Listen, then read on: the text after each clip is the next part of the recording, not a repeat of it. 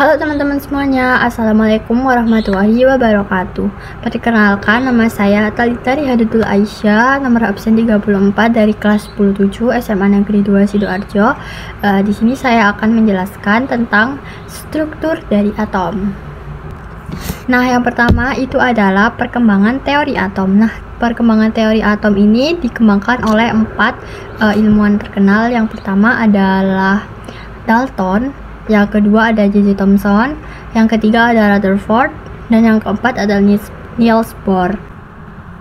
Nah, yang pertama itu adalah John Dalton pada tahun 1803. Nah, John Dalton ini mengajukan teori atom pertama yang didasarkan pada hukum kekekalan massa dan hukum perbandingan tetap. Nah, postulat Dalton. Yang pertama ada atom adalah partikel terkecil dari unsur yang tidak dapat dibagi lagi. Yang kedua adalah atom dari unsur yang sama memiliki massa dan sifat yang identik. Yang ketiga adalah atom dari unsur yang berbeda memiliki massa dan sifat yang berbeda. Yang keempat, atom tidak dapat diciptakan atau dimusnahkan. Dan yang kelima adalah senyawa terbentuk dari penggabungan atom-atom dengan perbandingan tertentu. Nah, selain itu, pada teori atom Dalton juga mempunyai kelemahannya. Yang pertama adalah tidak dapat menjelaskan sifat listrik atom. Nah, yang kedua adalah teori ini tidak bisa menjelaskan spektrum atom. Nah, yang kedua ada teori atom dari Thomson pada tahun 1897. Nah, J.J. Thomson ini menemukan elektron melalui eksperimen tabung sinar katode. Model atom dari Thomson adalah yang pertama, atom terbentuk seperti roti kismis. Yang kedua adalah atom terdiri dari bola bermuatan positif dengan elektron yang tersebar di dalamnya. Yang ketiga adalah muatan positif dan negatif dalam atom jumlahnya sama atau netral.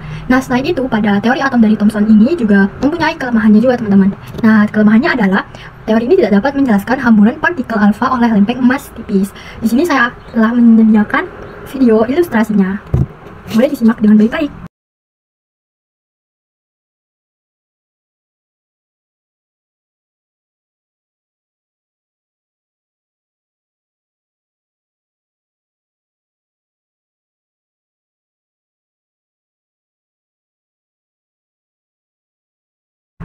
Nah, yang selanjutnya adalah teori atom dari Rutherford pada tahun 1911. Nah, Ernest Rutherford ini melakukan eksperimen penembakan partikel alfa pada lempeng emas tipis.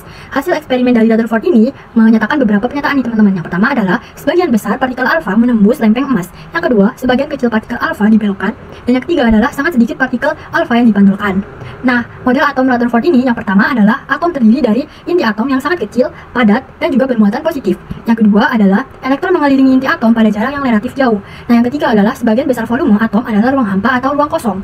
Nah, selain itu pada atom Rutherford ini juga mempunyai beberapa kelemahan juga. Nah, kemudian sama seperti teori atom yang lain, teori atom dari Rutherford ini mempunyai beberapa kelemahan. Nah, yang pertama adalah teori atom ini tidak dapat menjelaskan mengapa elektron tidak jatuh ke inti atom. Nah, yang kedua adalah teori atom ini tidak dapat menjelaskan spektrum garis hidrogen.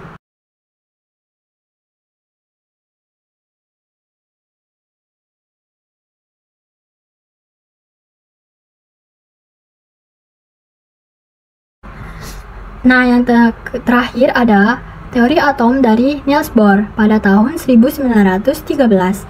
Nah, Niels Bohr ini mengembangkan model atom berdasarkan teori kuantum Planck. Nah, postulat Bohr yang pertama adalah elektron mengelilingi inti atom pada lintasan tertentu atau pada orbitnya masing-masing. Nah, yang kedua adalah elektron tidak memancarkan energi selama berada di orbit stasioner. Yang ketiga, elektron dapat berpindah dari satu orbit ke orbit yang lain dengan menyerap atau memancarkan energi. Selain itu, teori atom dari Bohr ini juga mempunyai beberapa kelemahannya. Yang pertama adalah hanya dapat menjelaskan spektrum atom hidrogen. Yang kedua, teori atom ini tidak dapat menjelaskan spektrum atom berelektron terbanyak atau berelektron banyak. Nah, kemudian ada partikel penyusun atom. Partikel penyusun atom ini dibagi menjadi 3, teman-teman. Yang pertama adalah elektron, yang kedua adalah proton, dan juga yang ketiga adalah neutron. Nah, elektron sendiri ini ditemukan oleh J.J. Thomson pada tahun 1897 melalui eksperimen tabung sinar katode. Elektron merupakan bagian dari atom yang sebenarnya dianggap sebagai partikel terkecil dan tidak dapat dibagi. Atom terdiri dari bola bermuatan positif yang di dalamnya tersebar elektron-elektron seperti kismis dalam roti, model roti kismis. Nah, atom secara keseluruhan bersifat netral karena bermuatan positif dan negatif dalam atom seimbang. Elektron memiliki massa yang jauh lebih kecil dibandingkan dengan massa atom. Nah, kemudian ada proton. Proton ini ditemukan oleh Eugene Goldstein pada tahun 1886 melalui eksperimennya, yaitu eksperimen tabung sinar anoda. Nah, proton adalah partikel yang bermuatan positif yang ditemukan oleh Eugen Goldstein melalui sinar kanal dan dikembangkan pemahamannya oleh Ernest Rutherford yang menetapkan proton sebagai partikel inti atom yang menentukan sifat unsur. Nah, pada eksperimen dari Goldstein, ia menyatakan kalau sinar positif ini berasal dari ion-ion gas, terutama ion hidrogen yang memiliki muatan positif terkecil dan massa paling ringan di antara ion-ion gas lain. Dari pengamatannya, Goldstein menyimpulkan adanya partikel bermuatan positif dalam atom yang kemudian disebut dengan proton. Penemuan ini menunjukkan bahwa atom tidak hanya terdiri dari partikel bermuatan negatif, elektron, tetapi juga mengandung partikel yang bermuatan positif. Nah, yang ketiga ada neutron. Neutron sendiri ditemukan oleh James Chadwick pada tahun 1932 melalui bombardir berilium dengan partikel alfa. Nah, James Chadwick sendiri ini menemukan neutron sebagai partikel netral dan massa yang hampir sama seperti proton yang berada di inti atom, melengkapi model atom dan menjelaskan kestabilan inti serta mekanisme reaksi nuklir. Neutron sendiri ini memiliki massa yang hampir sama dengan proton namun tidak bermuatan listrik atau netral, sehingga dapat menembus inti atom tanpa dibelokkan oleh medan listrik. Neutron berperan penting dalam kestabilan inti atom dan dalam reaksi nuklir seperti fisi yang menghasilkan energi yang besar. Kemudian ada nomor atom dan nomor massa. Yang pertama adalah nomor atom atau bisa dilambangkan sebagai Z. Nah, nomor atom adalah jumlah proton dalam inti atom suatu unsur. Sifat nomor atom ini yang pertama adalah menentukan identitas unsur, yang kedua sama dengan jumlah elektron pada atom netral, yang ketiga menentukan letak unsur dalam tabel periodik. Nah, yang kedua adalah nomor massa atau bisa dilambangkan sebagai A. Nah, nomor massa adalah jumlah proton dan neutron dalam inti atom. Nah, selain itu juga ada notasi atom atau biasanya disebut sebagai penulisan lengkap dari suatu atom. Nah, teman-teman, jadi aku akan ngasih contoh buat nomor massa dan juga nomor atomnya. Nah, misalkan di situ X itu dilambangkan dari ionnya, dari atomnya, atau yang ini tuh X itu digambarkan dari atomnya. Nah, misal di X ini sebagai lambang unsur. Nah, kemudian di atas ini, di sini itu biasanya diisi sama nomor atom. Dan di bawah sini biasanya diisi dengan nomor. Ini maksudnya nomor massa. Kalau di sini nomor atomnya ya. Nah, contohnya itu misal aku pakai 4. Nah, di sini 25, terus 12 dan 9. Jadi 3 ini sebagai nomor massanya dan juga yang 12 ini sebagai nomor atomnya. Kemudian untuk materi yang selanjutnya adalah isotop, isobar, dan isoton. Yang pertama adalah isotop, yaitu atom-atom dari unsur yang sama dengan nomor atom yang sama tetapi nomor massanya yang berbeda. Yang kedua adalah isobar, yaitu atom-atom dari unsur yang berbeda dengan nomor massa yang sama tetapi nomor atomnya yang berbeda. Yang ketiga adalah isoton, yaitu atom-atom dari unsur yang berbeda dengan jumlah neutron sama tetapi nomor atom yang berbeda. Berikut ini adalah contoh-contoh dari isotop, isobar, dan juga isoton. Kemudian ada senyawa. Senyawa adalah kombinasi dari dua atau lebih unsur yang terikat secara kimia. Kestabilan unsur atom. Dari konfigurasi elektron, Cosell dan Lewis menyimpulkan bahwa konfigurasi elektron atom akan stabil bila jumlah elektron terluarnya itu 2 atau duplet dan 8 oktet. Atom-atom dapat mencapai kestabilan dengan cara melepas atau menerima elektron. Nah, teman-teman, kemudian ada yang namanya mekanika kuantum. Nah, mekanika kuantum ini mempunyai rumus nih, teman-teman. Yang pertama itu SS, PS, PS, DPS, DPS, FDPS, FDP. Nah, kayak gini. Nah, kemudian S ini tuh teman-teman mempunyai nomor atomnya itu 2. Jadi S itu punya nomor atomnya itu 2, nomor massanya ya, nomor massanya itu 2. Kemudian kalau P itu nomor massanya itu 6. Nah, kalau D dia itu nomor massanya itu 10. Kemudian yang terakhir itu ada F. F nomor massanya itu 14. Nah, yang pertama itu kalian bisa lihat dari S-nya. Kita hitung yang S-nya terlebih dahulu. Nah, karena ini kan S yang pertama, jadi kita tulis S1. 1 S 2. Terus ini 2. Ini 3. Terus ini 4. Ini mana ini? 5. Kemudian ini 6. Ini 7. Nah, udah sampai 7 aja, teman-teman. Kemudian karena P ini tuh kan setelahnya itu kan ini ya. Kita lihat dari ininya. Nah, setelah P ini kan ada nomor 3. Jadi berarti kesimpulannya P itu nomornya 2. Jadi apa ya, setelah 3, sebelum 3 itu angka berapa? Jadi si P nya ini tuh 2. 2, 3. Kemudian ini P nya 3, 4 diurutkan sama kayak yang tadi. Pokoknya cari yang PP 5, kemudian 6, dan ini 7 ya, ini 7. Nah, kemudian kita lanjut ke si D. Nah, karena angka setelah D ini tuh 4P, jadi otomatis D nya itu 3 ya, teman-teman. 3D 4P. Nah, kemudian karena di sini itu 3, jadi di sini itu D selanjutnya itu pasti angka 4. Dan seterusnya. Kita cari nih D, terus ini 5D, mana D lagi? 6D. Kemudian yang terakhir itu ada F. Nah, di depan di setelah angka F itu kan ada angka 5 ya, teman-teman. Nah, setelah angka 5 ini berarti angka sebelum 5 itu apa? Nah, angka sebelum 5 adalah 4. Nah, kita cari aja nih 4, ini 5. Nah udah teman-teman, cara itu mudah banget. Nah kemudian untuk nomor masanya ini kalian tulis di semuanya, pokoknya kalian tulis videonya terpotong pokoknya. Jadi di sini ya S itu 2, P sama dengan 6, D sama dengan 10, dan F sama dengan 14. Nah ini dia ya teman-teman, jadi kan harus mengingat-ingat ini. Nah kemudian kita langsung aja lanjut ke contoh soalnya. Nah contoh yang pertama itu kita pakai apa ya, kita pakai SI 17 ya, ini SI 17. Nah kita itu, nah jadi SI ini kita kan ininya kan nomor atomnya kan 17 ya teman-teman. Terus pokoknya kita harus memakai ini rumus ini, mekanika kuantum ini. Nah kita tulis aja nih 1 SH, 2 SH, 2 P6, 3 S2, 3 E5. Nah kenapa kok di sini tuh 5 padahal di sininya itu 6? Karena kita itu ngehitungnya itu dilihat dari nomor masanya teman-teman, nomor yang atasnya ini. Jadi kalian jangan memakai atau menghitung pakai yang depannya ini. Jadi kalian hitungnya pakai yang angka atasnya, jangan angka yang ada di depannya.